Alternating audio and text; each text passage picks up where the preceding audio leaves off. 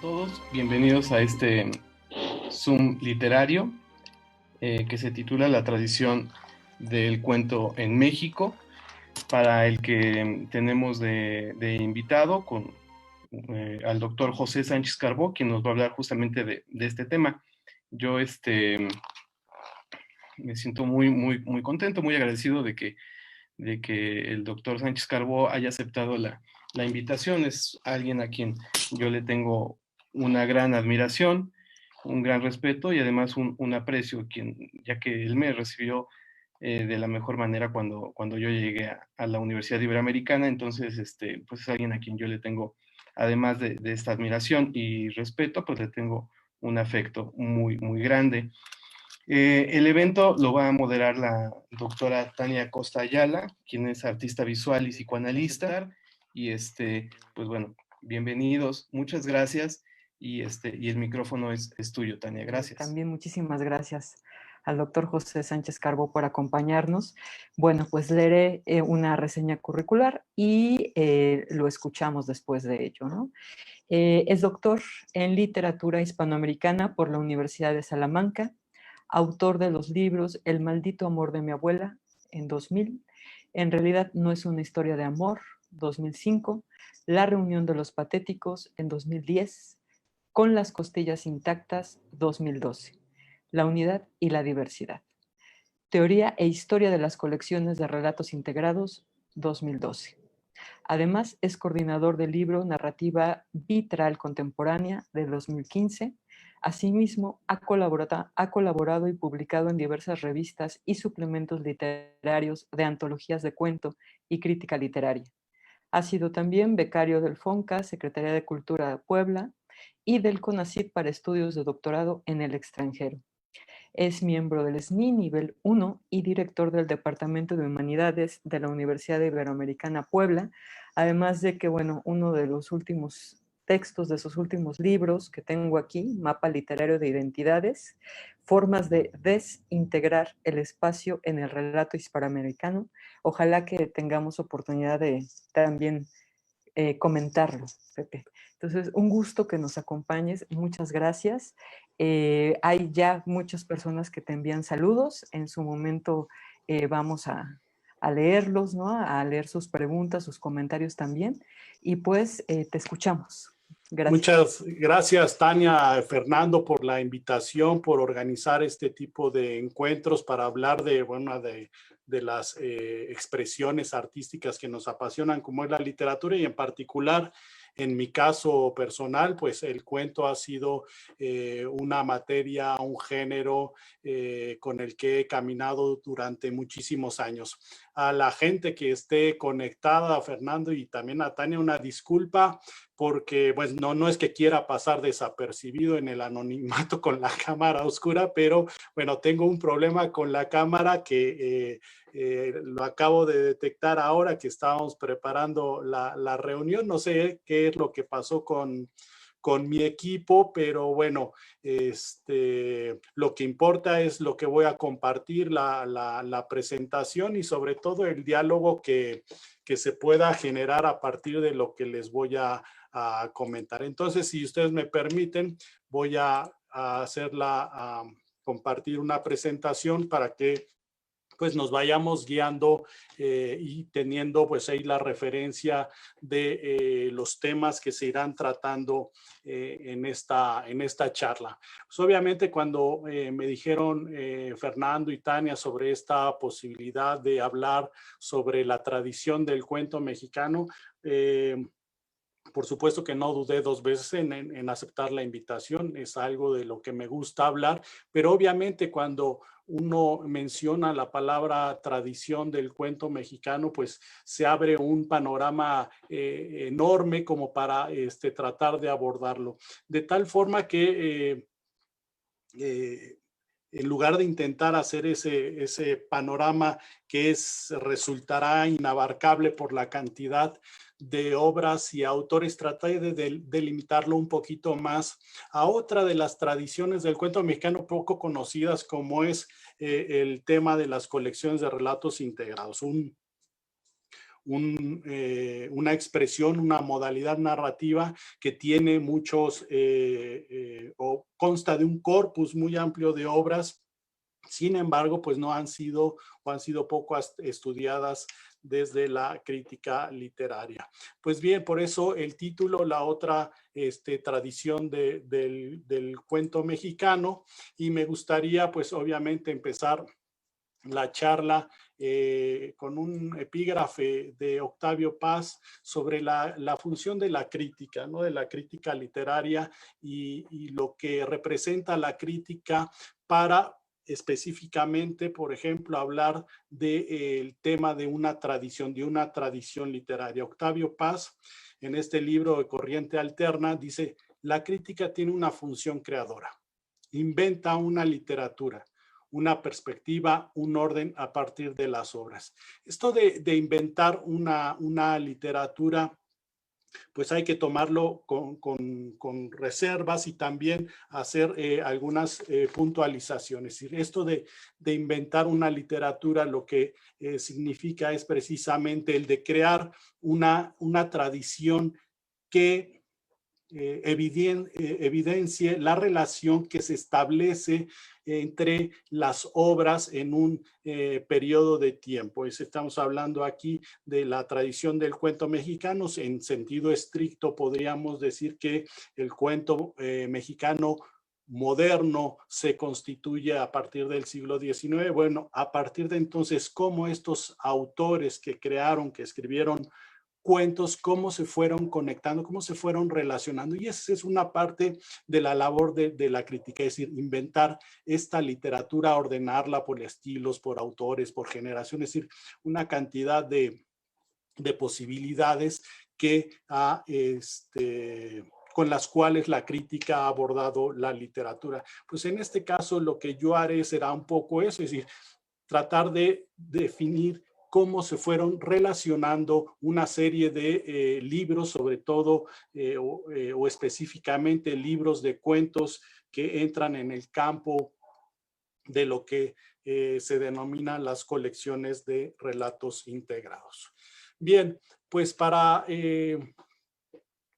empezar habría que definir cómo o reflexionar un tanto sobre cómo es que se va constituyendo una tradición. ¿Cuándo es posible hablar de una tradición y sobre todo de una tradición del cuento mexicano? Que bueno, ciertamente pues es una tradición muy bien forjada, con muy buenos exponentes y que también tiene una presencia a nivel internacional, o esta tradición es reconocida a nivel internacional. Una tradición literaria, una tradición cuentística, en principio, se constituye por las obras, por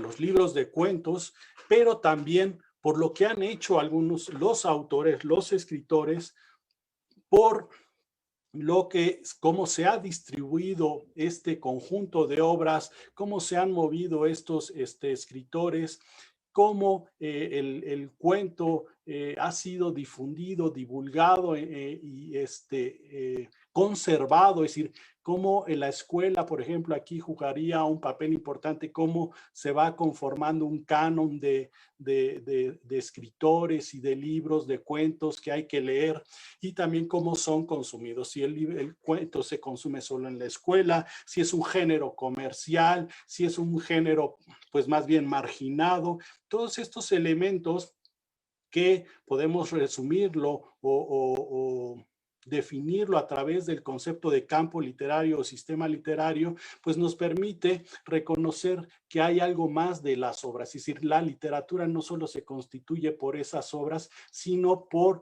quien consume, quien produce ese tipo de literatura. Entonces, bueno, para entender la constitución de una tradición literaria, pues hay que atender a todos los otros elementos del campo literario.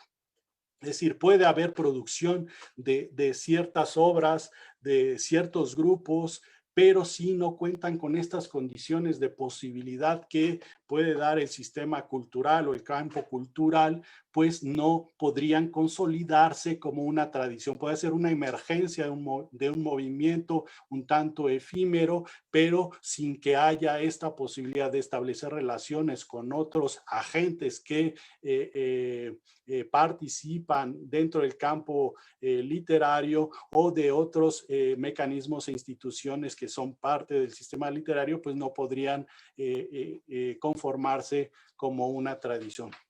Ahora, un campo literario, un sistema literario, pues obviamente también está constituido por un sistema cultural predominante. Y en el caso de México, en el caso de muchas de las literaturas o de los sistemas literarios contemporáneos, pues su fundación y su función tal como la conocemos hoy, pues proviene del siglo XIX, o se fue conformando en el siglo XIX. Y ese sistema cultural predominante, pues obviamente es un sistema cultural que podríamos denominar central, que podríamos denominar también metropolitano, urbano, es decir, que está concentrando buena parte de lo que se produce, de cómo se valora la literatura, de cómo se divulga, de cómo se distribuye y de cómo se consume la literatura. Con esto quiero subrayar que en el sistema literario mexicano está constituido por varios sistemas y varios sistemas que en algunas ocasiones han sido marginados o periféricos. Y quiero resaltar especialmente, por ejemplo, el papel de las escritoras en México, de las cuentistas. Es claro en la historia de la literatura, claro en la historia que ha sido escrita por hombres, esa literatura, que muchas mujeres quedaron marginadas de la historia de esa tradición del cuento mexicano. Es a partir sobre todo de la segunda mitad del siglo XX, la década de los 60, 70, cuando la participación de las mujeres en el campo de la cuentística pues empieza a multiplicar. Obviamente todavía hay mucho que hacer aún hoy en día, pero es a partir de esta segunda mitad donde se empiezan a reconocer estas voces de mujeres cuentistas, ¿no? Que son reconocidas, sobre todo mujeres ligadas a la generación del medio siglo, autoras como Inés Arredondo, Rosario Castellanos, Beatriz Espejo, bueno, para citar algunos nombres, pero obviamente son muchos más. Ese es uno de los sistemas, otro de los sistemas o subsistemas del sistema literario mexicano. El otro que sí ha sufrido una marginación histórica es el cuento escrito en lenguas indígenas.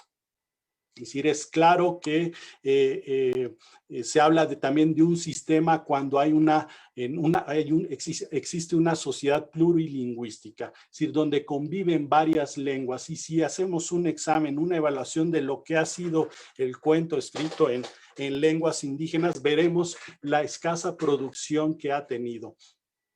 Y la escasa producción va ligada precisamente con las escasas condiciones de posibilidad para producir esa literatura. Es decir, cuando durante muchas décadas, muchos siglos, las lenguas indígenas fueron marginadas, no hubo posibilidad de que se generara una literatura en esas lenguas. Hasta actualmente hay algunos escritores, por supuesto, en lenguas indígenas, sobre todo me parece que el náhuatl, el maya, el zapoteco son de las lenguas indígenas que más producen cuento en la actualidad. Pero pues todavía hay un rezago, sin duda, respecto a esto. Un caso claro de esta marginación es el diccionario de escritores mexicanos que está en el INBA, que ahora, bueno, ya lo han ido modificando, pero no sé, hace 15 años no había un solo escritor, o había muy pocos escritores en lenguas indígenas dentro de ese diccionario de escritores mexicanos. ¿Cuándo o dónde podemos ubicar a esos escritores en lenguas indígenas? Pues en los sitios de culturas populares, ¿no? Estamos ahí hablando también de una distinción, de una jerarquización y obviamente de una marginación. Entonces, bueno, esto es para entender cómo se constituye una tradición y cómo esa tradición pues también es controlada, ¿no?, por cierta idea de literatura.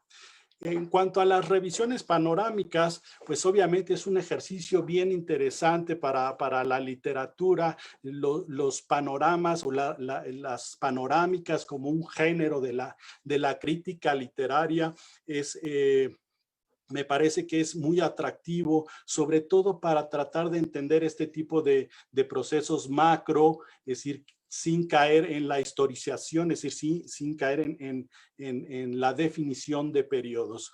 Esa es una de las bondades de la panorámica, el tratar de comprender lo que es la diversidad de una tradición literaria, de un sistema literario. ¿Qué es lo que se castiga en estas panorámicas? Pues obviamente la singularidad de las obras. Es imposible en estos ejercicios como tratar de atender a profundidad a cada una de las obras. Pero bueno, es otra parte de las expresiones de la crítica literaria y bueno, así habría que asumirlo y también con todos los riesgos que conlleva ello. Bien, entonces hablábamos de la tradición literaria, pues obviamente aquí el escritor juega un papel muy importante, porque el escritor, el productor de cuentos, por un lado, puede perpetuar esa tradición, ese conjunto de obras y de autores o de estilos que le heredaron, que le enseñaron a través de la escuela, que le enseñaron por los grupos, por los talleres, por los clubes de lectura, no sé, es decir, por todos estos mecanismos que entran en juego. Es decir, esa es una tradición heredada y este escritor puede perpetuarla, puede continuarla. Pero también otra posibilidad del escritor es que quiera renovar esa tradición, quiera romper con esa tradición y tratar de innovar o de proponer otras cosas, pero aún así está en función de esa tradición. Es decir, hay el reconocimiento de una tradición y puede estar a favor de esa tradición, en contra de esa tradición.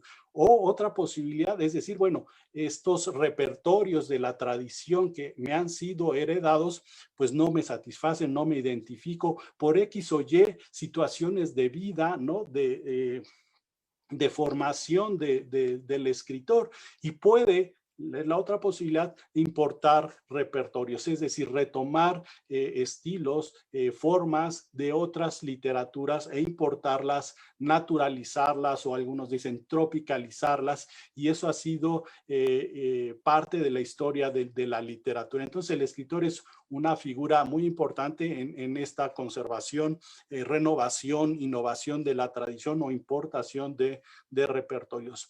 La crítica en ese sentido, pues lo que va a hacer es hacer el estudio de esa producción a favor o conservadora de la tradición, rupturista con la tradición o de renovación de la tradición y estará atento a ello.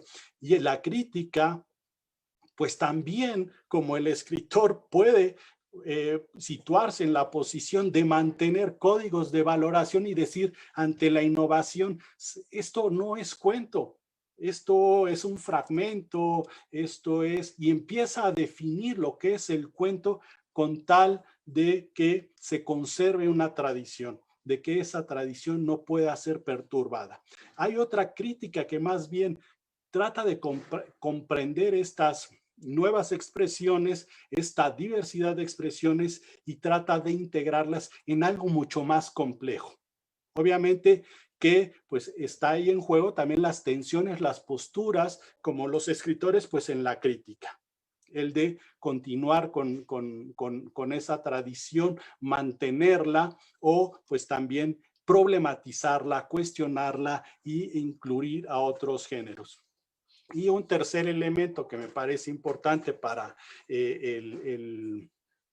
definir la idea de tradición es la institución. La institución no entendida tanto como un edificio, sino como un conjunto de estrategias, de elementos, de medios que van consolidando, que van forjando lo que será por una parte, podemos hablar del gusto literario, de las formas predominantes, ¿no? La academia juega un papel muy importante, así como las revistas, porque la academia, pues, es una de las instituciones más conservadoras que hay en la literatura, ¿no? Y la academia, pues, dedicada a estudiar lo que fue, es decir, lo que es el pasado, no trata de adelantar, pues obviamente va a fungir o va a trabajar en ese sistema, en ese sentido, en la conservación de un cierto código de valoración o de producción literaria. Y las revistas, pues las revistas son constituidas por grupos esencialmente de escritores. Bueno, estoy pensando en esas revistas literarias creadas por escritores y se convierten de alguna forma en tomas de posición de lo que es la literatura y cómo es la literatura. Y son una ventana o un escaparate de lo que se piensa o de lo que piensan este conjunto de escritores respecto a lo que es la literatura. Bien, bueno, ahora lo que corresponde pues es definir lo que yo entiendo por cuento, por lo que he leído, por lo que he visto revisando la producción cuentística, y en un segundo momento también definir pues lo que son las colecciones de relatos integrados. Bien, el cuento lo defino como una especie camaleónica. Digo que el cuento es una especie camaleónica, no tanto por su extensión, que puede alcanzar la de la frase hasta la de la novela corta. El cuento puede ser este cuento de Augusto Monterroso, del dinosaurio, este cuento del migrante de Luis Felipe Lomelí, que es una frase. O puede ser un cuento largo, extenso, que alcanza los límites de la novela, que se revuelve entre la novela corta, ¿no? Y está esas dudas, esas zonas límites fronterizas donde pues es difícil definirlo tanto. Pero un cuento, por ejemplo, pienso en El perseguidor de Cortázar, pues puede tener esa extensión, ¿no? El de la novela corta. Digo, el cuento es una especie camaleónica, tampoco porque atrapa con su lengua rápida a los lectores. Ese es el juego también de la definición de la lengua, del decir, del hablar y de la extensión del cuento, del efecto que debe tener el cuento en los lectores, que debe ser leído en una sentada, como lo proponía en algún momento, si no mal recuerdo, Edgar Allan Poe, ¿no? Entonces, bueno, pues igual que el camaleón utiliza su lengua para atrapar a su presa, ¿no? Tampoco porque adopta un sinnúmero de formas y temas. El cuento, la historia del cuento, la experimentación con el cuento, pues está atravesada por una cantidad de formas literarias, de tal forma que, claro, es posible encontrar un cuento, digámoslo, entre comillas, en pureza.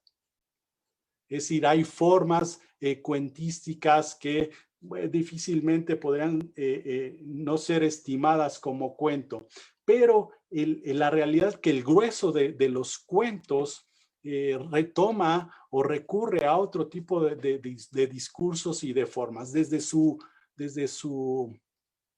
integración, desde su formación como género literario integrado a las bellas letras. Pues el cuento tuvo que ver con la tradición, con el cuadro de costumbres, con la leyenda, con el mito, incluso con la poesía, ¿no? Entonces, el cuento también es eso. El cuento adopta sin número de formas y de temas. Bueno, de temas ni se diga, ¿no? Ni siquiera porque cambia de color según el estado de ánimo del relato. Bueno, eso también y sucederá, no es propio del cuento, sino de la misma literatura, pues el lector ahí juega un papel muy importante, ¿no? Para la comprensión del texto literario, y su situación anímica, emocional será fundamental. El cuento es una especie camaleónica, no tanto por su milenaria edad. Sí, Cabrera Infante decía que, bueno, el cuento fue uno de los primeros géneros literarios en la historia de la humanidad. ¿Por qué? Porque los hombres sentados alrededor del fuego, cuando regresaban de cazar, pues empezaban a platicar de cómo había sido su día, su faena para atrapar al mamut, para atrapar a esos animales prehistóricos, y en ese relatar su día, pues iba aderezando su día con elementos de ficción, con tal de atrapar a su auditorio, que eran sus compañeros, que puedan ser las otras personas que conformaban esa comunidad. Entonces, bueno, ese es quizá el origen del cuento, esos relatos junto al fuego, esos relatos orales junto al fuego. Entonces, bueno, por eso decimos que el cuento es un género milenario, así como el camaleón es una especie un tanto prehistórica, ¿no? Por su forma. Bueno, seguimos con la definición. El cuento es camaleónico porque sus ojos pueden mirar en dos direcciones distintas a la vez y crear una imagen compuesta y singular del mundo. Y esto lo escribí pensando en la idea de Piglia del cuento, que el cuento cuenta dos historias, o creo que fue Hemingway que decía, bueno, lo que vemos del cuento solo es la punta del iceberg, pero debajo de él hay una gran masa, ¿no? de elementos que no son visibles, pero que están ahí, que sabemos que está ahí, ¿no? Entonces, esta posibilidad del cuento, como lo tiene el animal, el camaleón, de mirar en dos direcciones, y nos puede estar diciendo una cosa y estamos también comprendiendo otras, quizá en otro nivel de profundidad. Obviamente que esta definición también es muy literaria, quiere jugar con esa idea del camaleón, y bueno, voy cerrando con la definición. El cuento es una especie camaleónica muy distinta y muy parecida a una especie insaciable y omnívora como la novela. Sí, sabemos que la novela es un animal que devora todos los cuentos. En la novela cabe todo, sí, cabe todo en la novela. Bueno, pues el cuento puede también alcanzar esas proporciones. El cuento es una especie camaleónica también porque es una especie prosaica, es decir, por la prosa, por su forma, ¿no? por lo prosaico, que alcanza alturas poéticas. Una de las principales asociaciones del cuento siempre es con la poesía, porque el cuento pues debe concentrar, es decir, todas las palabras que están en el cuento deben de tener un sentido dentro de la historia, es decir, ninguna palabra debe sobrar en el cuento, lo mismo que en la poesía, ¿no? Entonces, de ahí también la relación que tenga o que tiene con la poesía. Y finalmente, bueno, el cuento camaleónico es hasta que muta. Es decir, en algún momento el cuento vamos a encontrar a algo que se presenta como cuento con alguna otra forma literaria o no literaria. Bueno, esa es la definición, lo que concibo lo que es, cómo es el cuento. La otra definición, un poco ya más, menos juguetona, menos lúdica y un poco más formal, es la de los relatos integrados, ¿no? Que es una modalidad literaria caracterizada porque un autor reúne y organiza en un libro una serie de textos autosuficientes que relacionados hipotáctica y paratácticamente configuran con la colaboración del lector un todo coherente y permiten un orden de lectura sucesivo o salteado.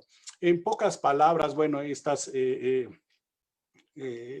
tecnicismos hipotáctico, paratáctico, lo que se refiere a esta definición es esos libros de cuentos que establecen relaciones entre ellos. Es decir, lo veremos más claramente adelante con algunos ejemplos.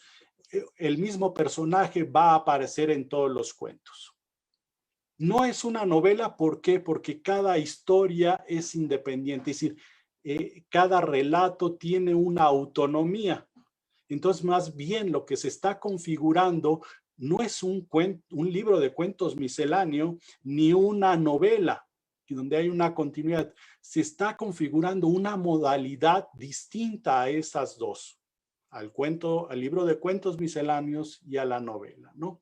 Es una forma distinta y como tal habría que leerla porque pues, los autores establecen estrategias precisamente de relación entre los cuentos que el lector va descifrando a través de la lectura, y no se trata solamente de encontrar las pistas de integración, sino que en el momento en que se va configurando, se va estableciendo estas relaciones,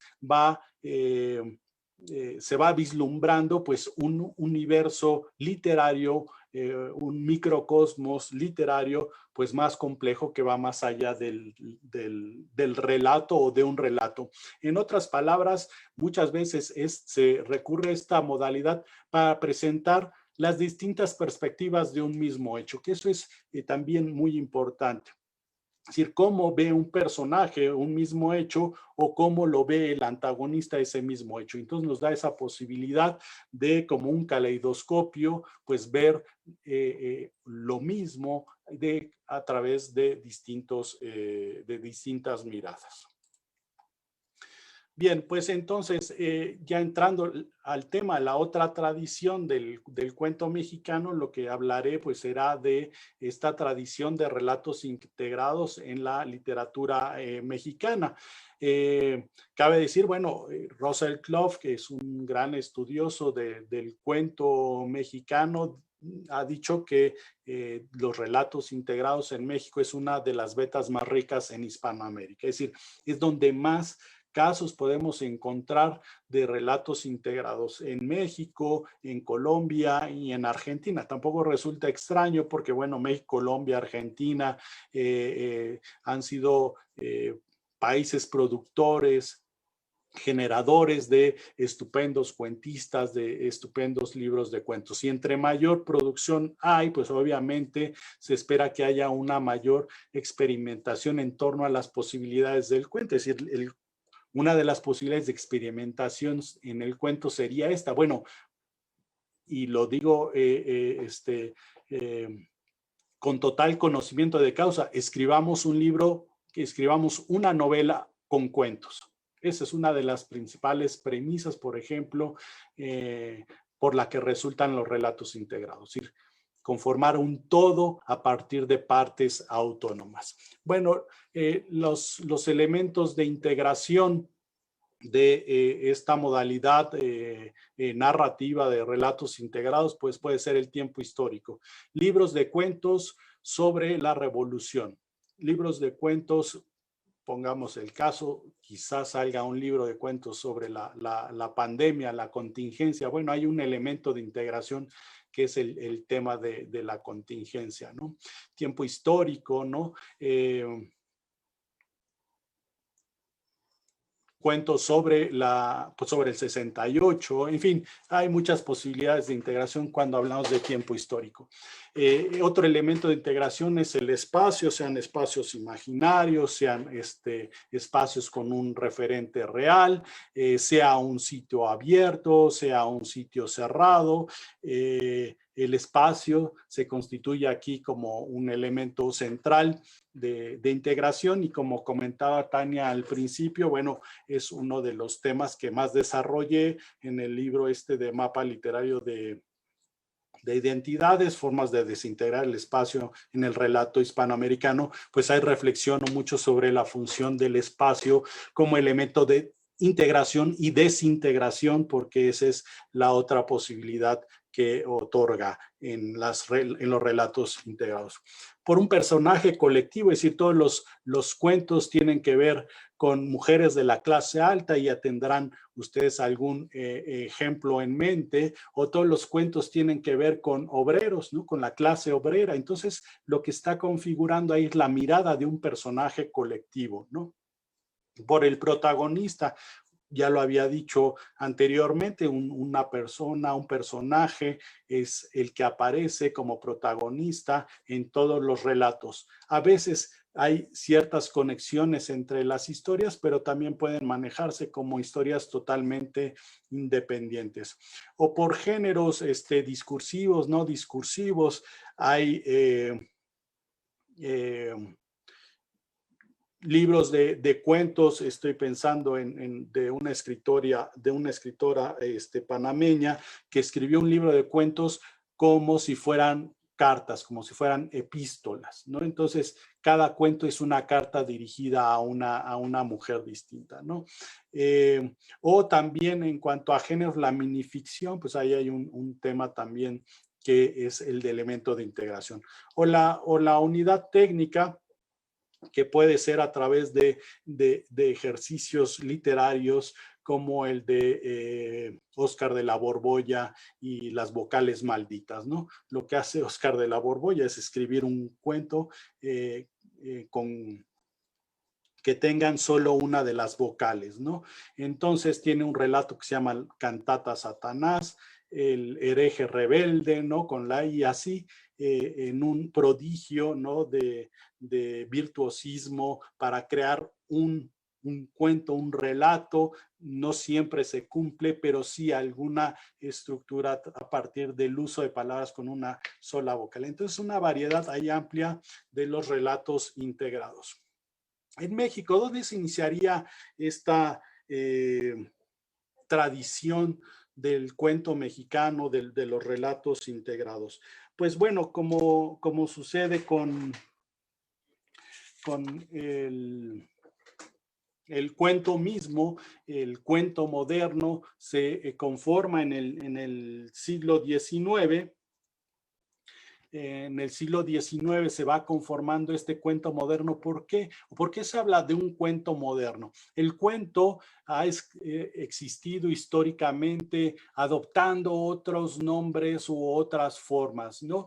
Por ejemplo, cuando Cervantes publicó su libro Novelas Ejemplares, bueno, esas novelas ejemplares podrían ser más bien cuentos, ¿no? Pero no estaba definido el concepto de cuento como un género literario de respeto.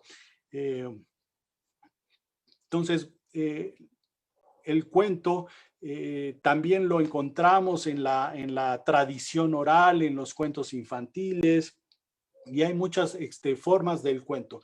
El cuento se empieza a reconocer como moderno cuando los escritores empiezan a pensar en su forma, es decir, a reflexionar en lo que es, digamos, de alguna forma, ontológicamente pensar en la forma literaria.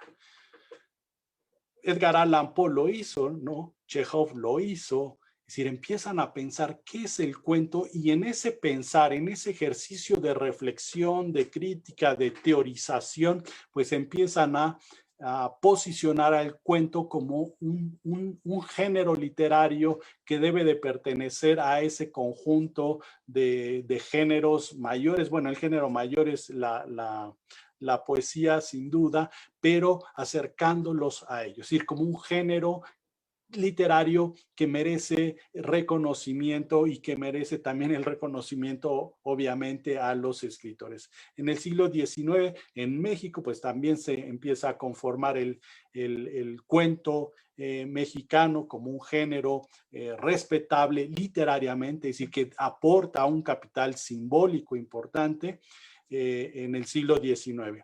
Y José Joaquín Fernández de Lizardi fue para buena parte de la crítica, pues uno de los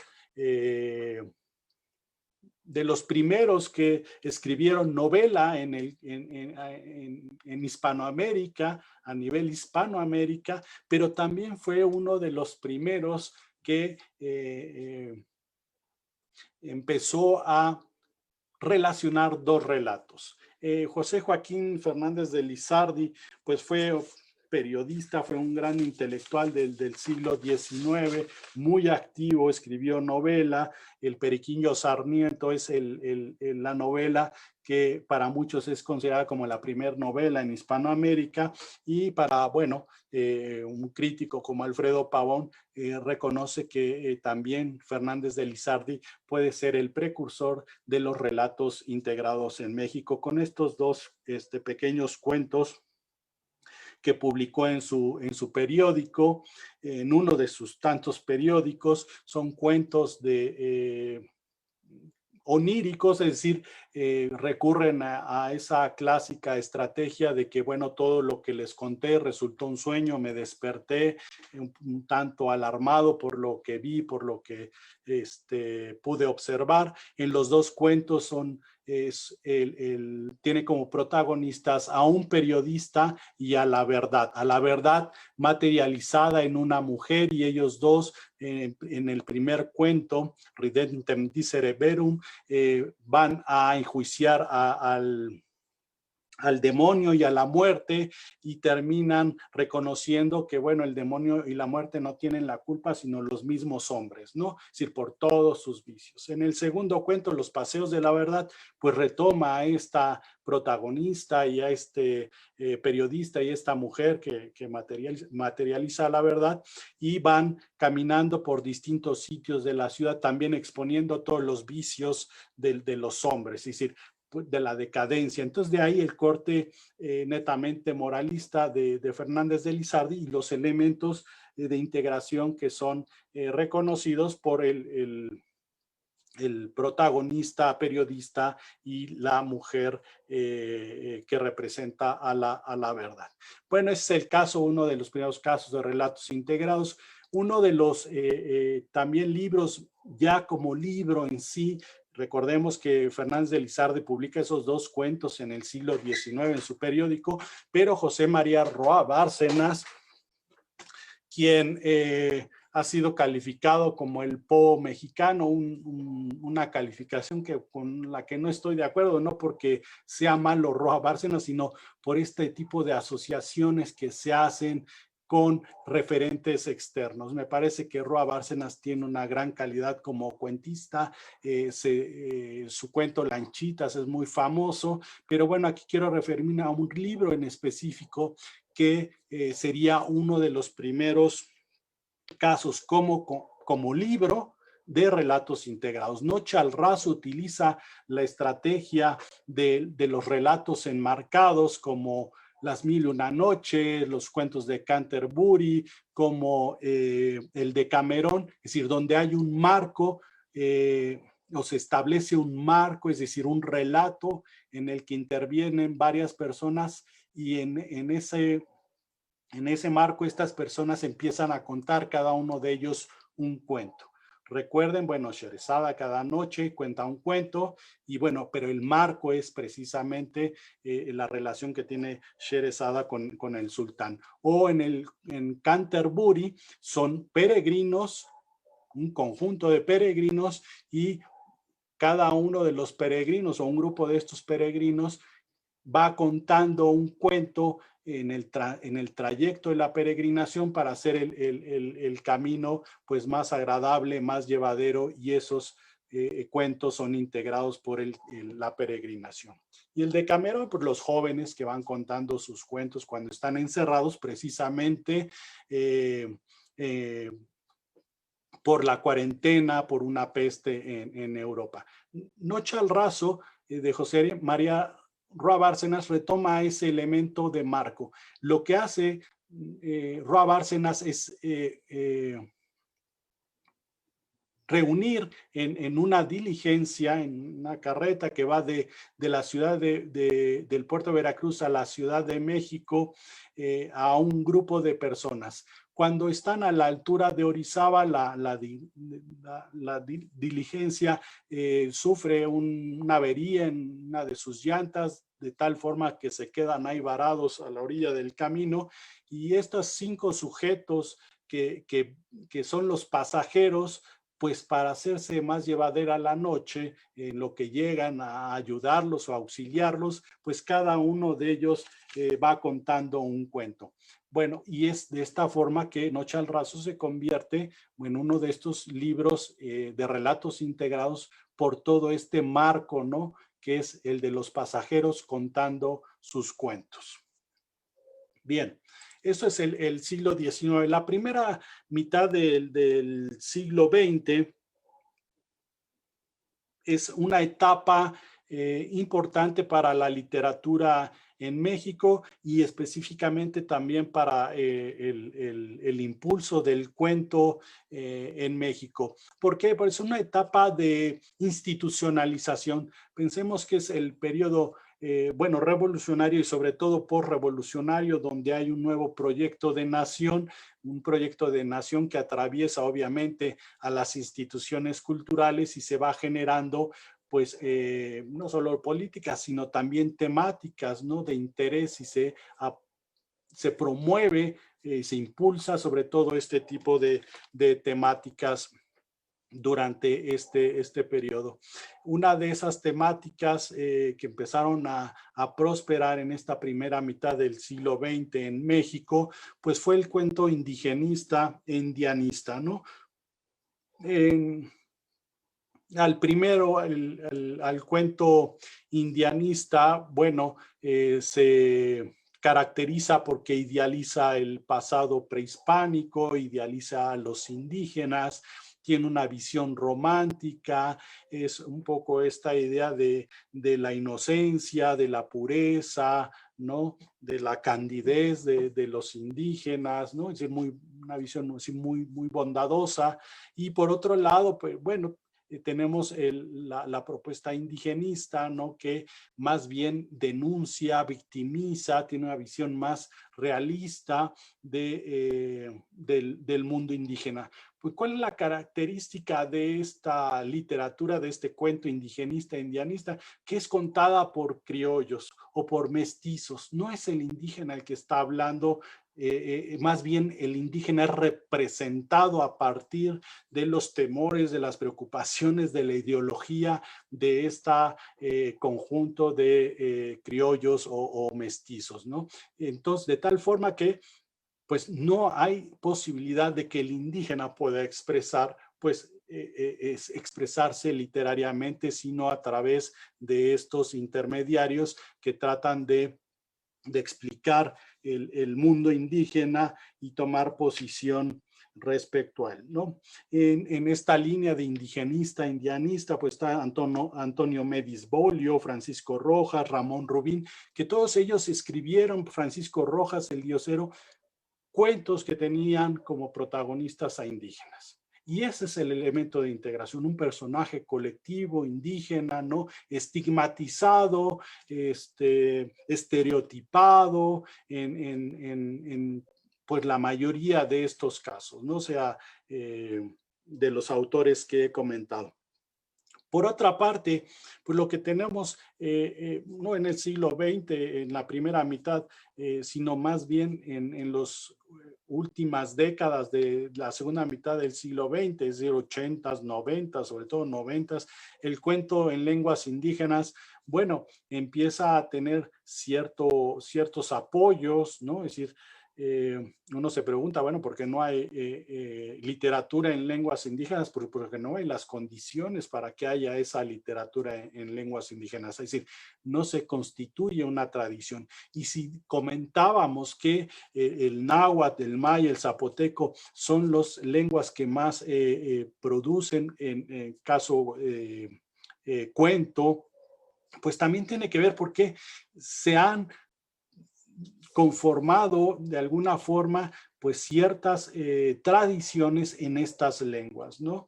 Entonces, bueno, pues lo que refleja el sistema literario mexicano es esta exclusión histórica, muchas veces una forzada integración a esta idea de nación, ¿no? Y pues forzada integración al punto de que muchos indígenas hasta hace algunos años se avergonzaban de hablar su lengua, ¿no? Es ese ese es el extremo de la integración, de la obligación, de la violencia simbólica de integración a un proyecto de nación sin el reconocimiento de esa diversidad plurilingüística, ¿no?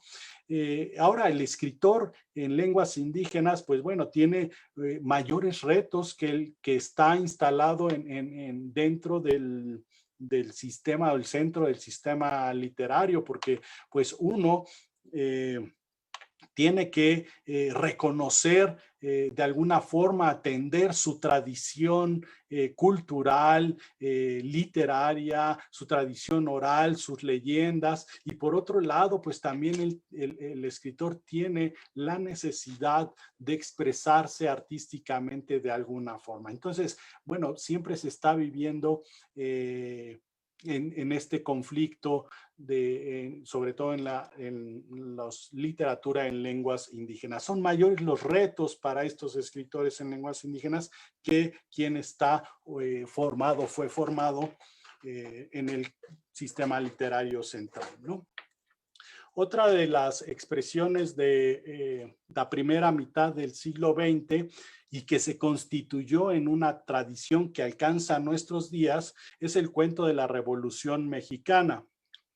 El cuento de la Revolución Mexicana, sobre todo, pues trata sobre hechos militares, políticos, sociales, populares, del movimiento armado. Hay quien ubica, enmarcaba en principio a la literatura del cuento de la Revolución Mexicana en los hechos que habían sucedido de 1910, es decir, en el alzamiento maderista hasta 1920 con la muerte de Venustiano Carranza, ¿no? También, obviamente, este corpus de obras se fue ampliando a años posteriores a la Revolución, denominándolo el periodo postrevolucionario.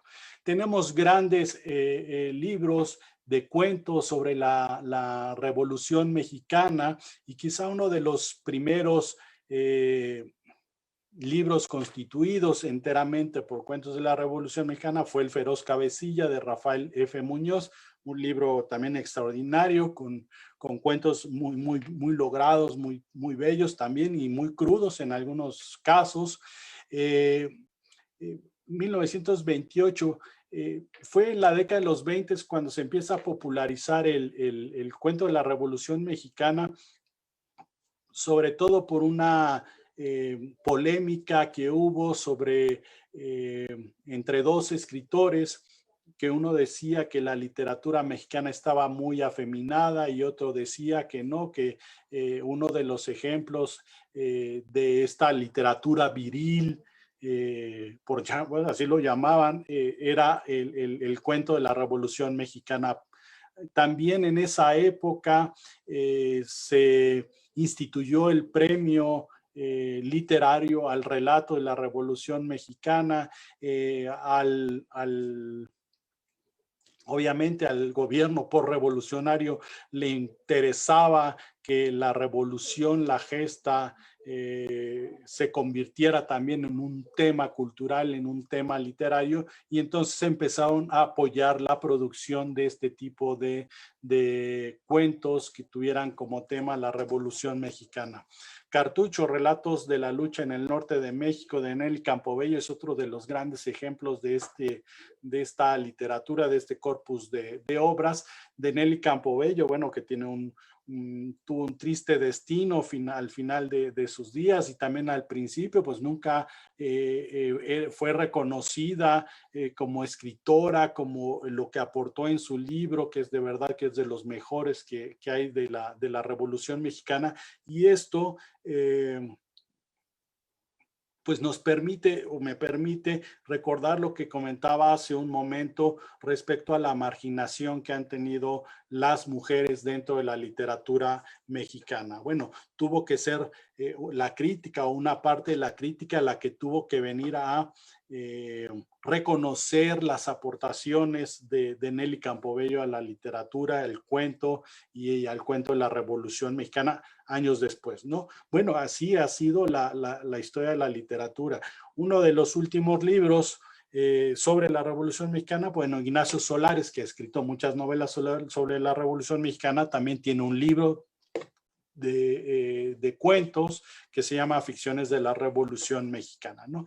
Y bueno, podemos hablar de muchos otros ejemplos en este caso.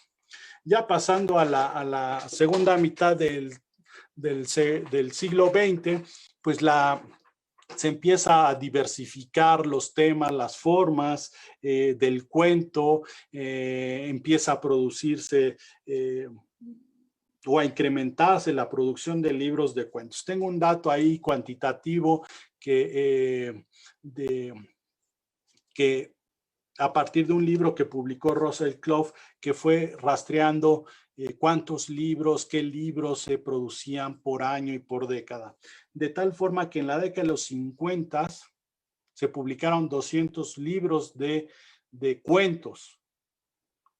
Para la década de los 80 estamos hablando de 580 libros de cuentos. Es un recuento muy minucioso de Russell Clough, de dar registro a todo lo que se estaba publicando. Entonces, bueno, es un libro extraordinario. Obviamente, pues son listas y listas de libros y autores, pero para el investigador, pues le permite también reconocer precisamente ese tipo de fenómenos. Es decir, cuántos libros publicaban las mujeres, ¿no? ¿Cuántos de estos 200 en la década de los 50 fueron publicados por mujeres? Pues el mínimo porcentaje. Para la década de los 80, claro que aumentó ese porcentaje, pero aún seguía siendo minoría. Bien, bueno, pues en la segunda mitad del siglo XX, empieza a incrementarse de forma constante, década por década, la producción de libros de cuentos, es decir, la publicación de libros de cuentos. Yo me concentraré en algunos casos de relatos integrados. Por ejemplo, libros de relatos integrados que tratan el tema de la migración. Uno de los primeros fue el de María Luisa Melo de Remes, ¿no? Brazos que se van, que habla sobre migrantes, ¿no? Que van a Estados Unidos. Otro libro de cuentos es el de Carlos Fuentes, La frontera de cristal, que tiene ahí como centro de casi de todos los relatos a la familia Barroso, ¿no? Con su patriarca Emilio Barroso, sus descendientes y algunos otros personajes son los que van articulando este libro La frontera de cristal de Carlos Fuentes, ¿no? Buen libro, es decir, de cuentos de Fuentes. Bueno, luego tendríamos a libros de cuentos que tienen a un protagonista, a un solo protagonista en todos los relatos. Y aquí tenemos varios casos. El primer libro que publicó Elena Poniatowska fue Los cuentos de Lilus Kikus en 1954.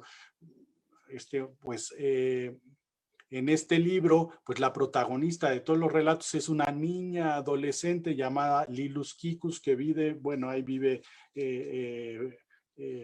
historias entre fantasía y realidad. Es un libro pequeño, delgado de Poniatowska y bueno, fue su primer libro de cuentos. Luego tenemos Céfero, que el título del libro es el nombre del protagonista de todos los relatos, de Javier Vargas Pardo. La Semana de Colores de Elena Garro con las hermanas Eva y Leli, si no mal recuerdo. Ángela y los ciegos, de un escritor poblano, Alejandro Meneses, un extraordinario escritor, Alejandro Meneses, que tiene como protagonista a Ángela y al protagonista que persigue a esta Ángela por todos lados, y Ángela pues es un ser mutante, a veces aparece como niña, a veces aparece como abuela, a veces como una femme fatal. Bueno, es un libro muy, muy bueno de Alejandro Meneses. Pongo aquí el mío, el de En realidad no es una historia de amor, no por vanidad, sino porque quisiera comentar que este libro de cuentos, que fue el segundo que publiqué, mi idea fue, bueno, yo quiero escribir una novela con cuentos. Y lo que hice, pues bueno, fue tratar de escribir esa novela con cuentos que tiene como protagonistas a Benigno y Lola, una pareja de, pues de amantes, ¿no? Que tienen funesta, una muy mala relación, una relación enfermiza en todos los sentidos. Y bueno, ese fue el hilo de todos los relatos.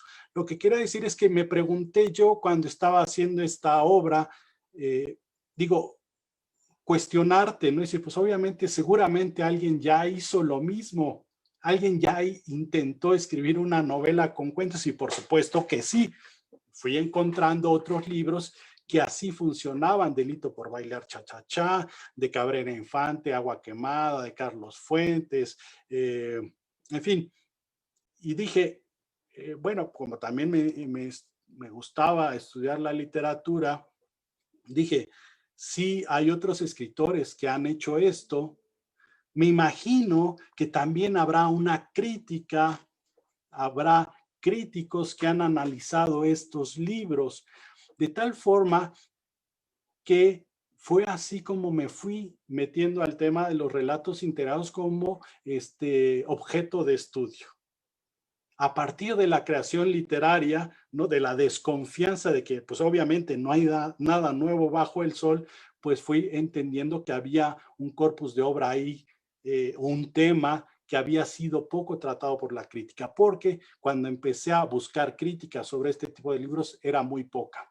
Y no eran definidos esos libros como una modalidad aparte, sino como novelas raras, como libros de cuentos raros, ¿no? Es decir, que no terminaban de ser novela, que no terminaban de ser cuentos, y eso me llamó la atención. Por eso quería comentarlo, porque, bueno, todo lo que he estudiado, que he leído de relatos integrados, surgió por este ejercicio de creación literaria. Y bueno, ahí hay otro libro de Margot Glantz, un tanto de autoficción, historia de una mujer que caminó por la vida con zapatos de diseñador, ¿no?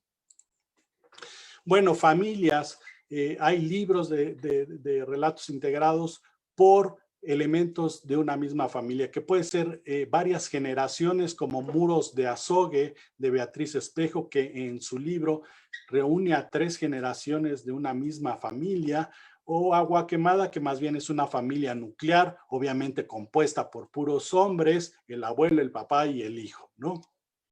Un libro interesante, el de Agua Quemada. Familias, pero desarrollo sincrónico. Es decir, pienso en Ángeles Mastretta, con Mujeres de Ojos Grandes, donde todas las protagonistas son tías pues de la narradora, ¿no? Personajes colectivos, ya lo había comentado, El regreso de la verdadera araña, de Paco Ignacio Taibo, que tiene como protagonistas a obreros. Y Primero las damas, de Guadalupe Loaesa, que tiene como protagonistas a mujeres de la clase alta, de Santa Fe, de Polanco. Bueno, ustedes también ya conocen el libro. En cuanto a espacios imaginarios, de Citilchen, de Hernán Lara Zavala, es un pueblo imaginario que Lara Zavala ubica en la península de Yucatán, justo en el entronque, en el cruce de los límites de los estados que forman la Y. Ahí está, en ese centro, en ese cruce de Citilchen. Y bueno, pues las historias tienen que ver con los pobladores de ese pueblo. Fata Morgana, que sitúa las historias de ese libro en el pueblo de Santa María la Victoria, que es uno de los antiguos nombres de frontera Tabasco. Cuentos de Mogador, de Alberto Ruiz Sánchez, que tiene como trasunto a una ciudad de Marroquí, o La Biblia Vaquera, de Carlos Velázquez, con el post-norte, que crea ahí todo un universo de espacios imaginarios bien interesantes que tienen que ver con el norte, ¿no? De alguna forma la provincia, bueno, sería aquí Baja California, Todos Santos, California, de Luis Felipe Lomelí, que me parece una de las colecciones de relatos integrados más acabadas y más sofisticadas de la literatura en México. Es un excelente libro. Libros de cuentos integrados por espacios con referente real, como sería la Ciudad de México, Gente de Ciudad de Guillermo Samperio, o Suerte con las mujeres de Luis Miguel Aguilar, que más bien se ubican en una zona específica de la Ciudad de México. Me parece que es la colonia Roma, la Condesa, bueno, toda esa zona.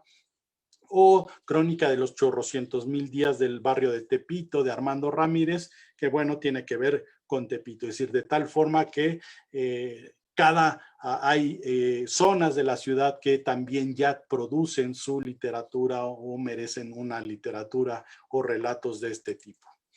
En cuanto a la frontera, también Migración, Instrucciones para cruzar la frontera, de Luis Humberto Crosway, también un extraordinario libro. Bueno, ahí está otra vez La frontera de cristal.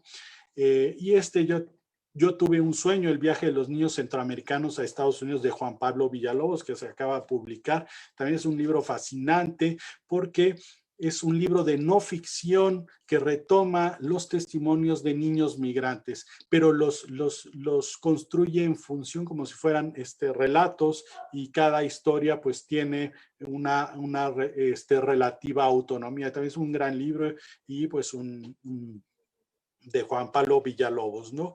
Exilios geográficos, libros de cuentos integrados porque suceden en espacios en el extranjero, de escritores mexicanos. También Berlín se olvida, en el título está definido el espacio, de Fabio Morábito. Las posibilidades del odio, de Mario Alisa Apuga, que suceden en Nairobi. Los relatos, ¿no? Muy excéntrico, ¿no? Para la literatura mexicana, que tiene como obviamente mucha literatura que sucede en Estados Unidos o en Europa, quizá en Asia, pero en África pues hay muy poca literatura al respecto. Hipotermia, de Álvaro Enrique, que suceden los relatos en Estados Unidos. Relatos de época, hubo ahí un conjunto de escritores, medios del siglo XX, Artemio de Valle Arizpe y Francisco Monterde, un poco pues esta postura conservadora de nostalgia hacia la época virreinal, y escribieron sus libros de cuentos ubicados en esta época, cuando había virreyes y cuaderno de estampas. Y bueno, con eso creo que me alargué un poquito, pero espero que hayan tenido un panorama ahí más o menos completo de lo que representa esta forma literaria. Así que, pues ustedes dirán. Tania, muchas gracias. No, pues muchas gracias a ti, Pepe. Voy a leer algunos de los mensajes y preguntas que ya estuvieron haciendo. En general, muchos saludos, muchas personas que están muy cercanas justo a tu trabajo. Sergio Camacho, Sandra Sánchez, Verónica Alejo, Ana Lilia Rodelas, Rolando Ochoa, que dice maestro de maestros. Concordamos, acompañamos eso. Guadalupe Quirós, Vicky López, Ena Carolina, de Verónica Vanessa de Culiacán, Francisco Campos Ramírez de Guerrero, Roberto Martínez de Piedras Negras, Veracruz, Ere de Cervantes, Biblioteca Heréndira, Tepoztlán, México, Elisa Flores Dávalos de California, José Adolfo Salazar Martínez de Michoacán, Ra Noya de Hidalgo, Antonia Juárez Martínez de Veracruz, Joel Correa de Guanajuato, Avi Vázquez de Tlalnepantla, Teodoro Yopan Fajardo de Morelia, Gaby Pineda Castro, que también nos está viendo, Jaime Tamayo, Día del Cuento de Mérida, bueno, varios. Vamos a algunas preguntas, Pepe. Manuel Casillas pregunta, cuando se refiere a esa modalidad, ¿es un tipo de intertextualidad como lo hace Roberto Bolaño en sus cuentos o novelas? Bueno, muchas gracias a todos los que enviaron saludos. Muy agradecido porque se tomen el tiempo de escucharlo a uno, pudiendo hacer otras cosas. Pues también quiero reconocer eso a todos ustedes que envían saludos.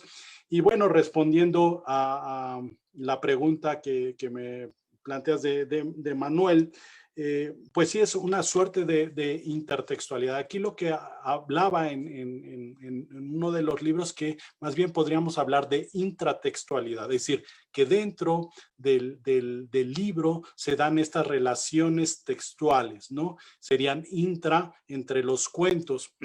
Pienso en el caso de Roberto Bolaño, que sí hay algunos personajes que migran de un libro de cuentos a otro, pero también tenemos a Roberto Bolaño, un libro de relatos integrados como es Historia de la Literatura Nazi en América, que bueno, el elemento integrador pues serían estos sujetos de la cultura, de la literatura, del deporte inclusive, pronazis o nazis, entonces todo ese universo que crea ahí Roberto Bolaño bien interesante. Entonces más bien yo hablaría ahí de intratextualidad, también para distinguir un poco de esos fenómenos intertextuales que se dan en la obra de un mismo autor.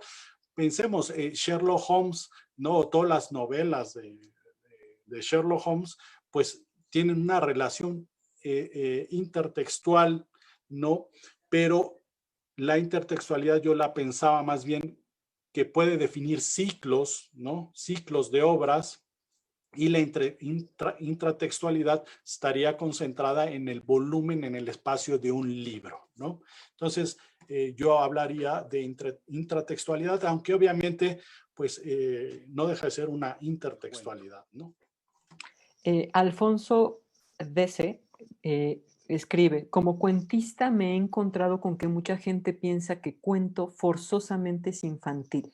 ¿A qué adjudicaría usted esta creencia extendida y cómo se podría luchar contra esto? Sí, es muy cierto. Una es asociar cuando uno dice, bueno, soy cuentista, mucha gente tiene en mente precisamente la literatura infantil, o por otra parte hablan de cuentitos, ¿no? Es decir, como minimizando las posibilidades del cuento. Bueno, se debe, o esta idea se debe precisamente a la formación que tenemos o la formación que transmite la educación. Cuando hablamos de cuento, pensamos inmediatamente en infantiles. Cuento infantil es una de las imágenes o de las formas del cuento mejor posicionadas, ¿no? Si vamos a contar cuentos a los niños, son formas también que vienen de la práctica. Ahora, también habría que considerar que para revertir esto, pues se tendría que atender desde las escuelas, ¿no? Si considerar el cuento como pues un género que es muy complejo o que puede ser muy complejo como una novela, como un poema, pero que también puede ser tan sencillo, tan accesible para para los niños, para las niñas. Pero bueno, mira, son concepciones que se van construyendo socialmente y me parece que no afecta en la calidad, ¿no? de los cuentos o del mismo género. Entonces, bueno, yo no le pondría tanta atención o tanta preocupación a que asocien al cuento con la literatura infantil específicamente, ¿no? También Paco Rivera Vega pregunta, ¿cómo se podrían delimitar los libros de relatos integrados? Por ejemplo, ¿podríamos considerar las antologías temáticas como libros de relatos integrados? Bien, es también una gran pregunta que cuando uno está leyendo esto también se la plantea. No y sí. No, porque en la definición de relato integrado, pues estos relatos tienen que ser integrados por el autor, ¿no? Con el objetivo específico de hacer un ejercicio de integración. La antología, es decir, es antología de cuentos de jóvenes, antología de mujeres, antología de migrantes, es decir, que hay un montón de antologías temáticas. Hay lo que está en juego, pues es una variedad de voces diversas de distintos autores.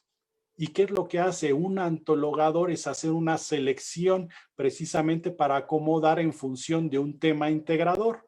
Entonces, bueno, la antología en cierta forma sí opera con algunas de las estrategias de los relatos integrados, pero la diferencia estaría en la figura del antologador que hace una selección de relatos de distintos autores, de distintas épocas, de distintos países, y el escritor como autor que escribe y produce todos los cuentos de ese libro con esta estrategia, teniendo en mente estas posibilidades de integración. Entonces sí son también géneros cercanos, la antología y los relatos integrados, salvo la diferencia del autor y de el antologador.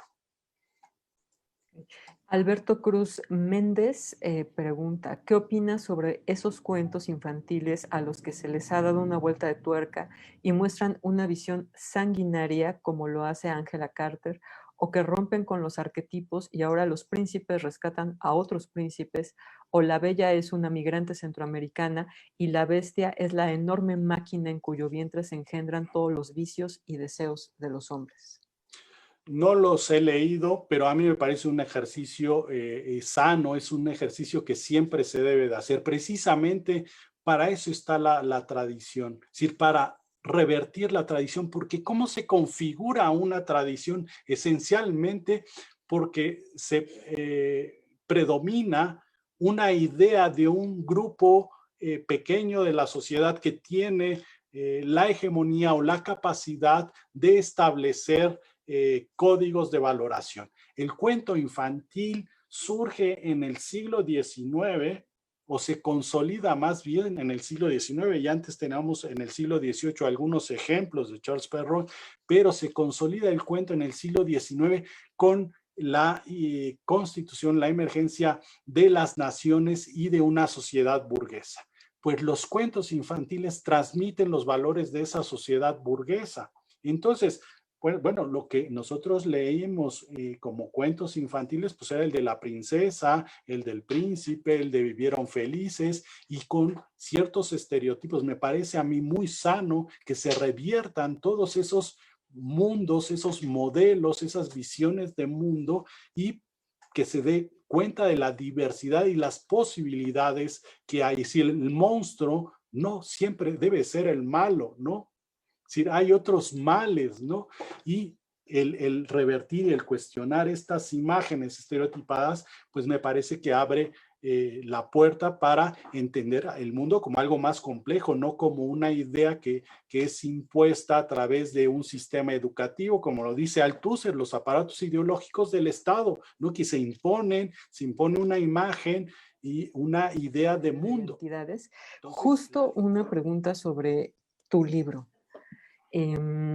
Hay una relación en cómo se está planteando esta desintegración del espacio en el relato hispanoamericano, que tendría alguna línea de trabajo desde para centrar uno el laberinto de la soledad de Octavio Paz y después La jaula de la melancolía de Roger Bartra, en esta suerte de construir justo una idea de identidad, ¿no? Sobre el mexicano. Sí, precisamente de ello va mucho el libro, es decir, que precisamente la modalidad, la forma de los relatos integrados se construye a partir de dos fuerzas. Si una fuerza es esa fuerza integradora de que estos relatos pertenecen a un conjunto, pero la otra fuerza es la desintegradora, es decir, cada relato tiene su autonomía. Entonces me parece que esa es una analogía que puede ser útil para entender precisamente el fenómeno de la construcción de la identidad, sobre todo nacional, que es lo que reviso en el libro. Si lo que nos hacen ver estos pequeños libros de relatos integrados que suceden en zonas de la provincia, si a propósito no escogí ninguno que sucediera en la capital, sino más bien en el norte de México, en el sur de México, dan cuenta precisamente de estas fuerzas de integración, desintegración, de formar parte de un proyecto de nación y de dar cuenta de una diversidad que es muy ajena a ese proyecto de nación, que es un constructo social, como decíamos, pues de un gobierno, de un sistema de Estado que se estableció por más de 70 años, ¿no? Que está transformando ahora, pero precisamente lo que sucede en México, en el norte, lo que sucede en México, en el sur de México, está tensionado por estas dos fuerzas centrífugas y centrípetas, ¿no? De integración, desintegración. Y eso es, me parece que es lo que vivimos en tensión y es lo que genera una idea de identidad nacional, tensiones, ¿no? Incluso a nivel individual, y me parece que más bien hay que comprender que eso es también parte de la construcción de una identidad social, de una identidad colectiva, las tensiones, ¿no? Como se refleja en los relatos integrados.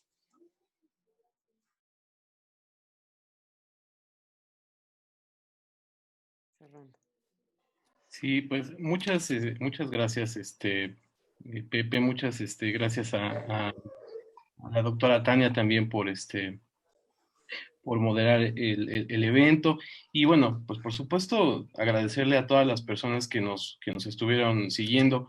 Desafortunadamente, bueno, por cuestiones de tiempo no podemos leer todas las preguntas que nos llegaron, que fueron muchísimas. Muchos saludos para Pepe, muchas felicitaciones también, no tienes idea de la cantidad de mensajes que estuvieron llegando para, pues, poder conectarse, para poder ver la transmisión. O sea, ha sido un tema muy enriquecedor, una ponencia muy enriquecedora. Y pues bueno, nada más no me queda más que agradecerles y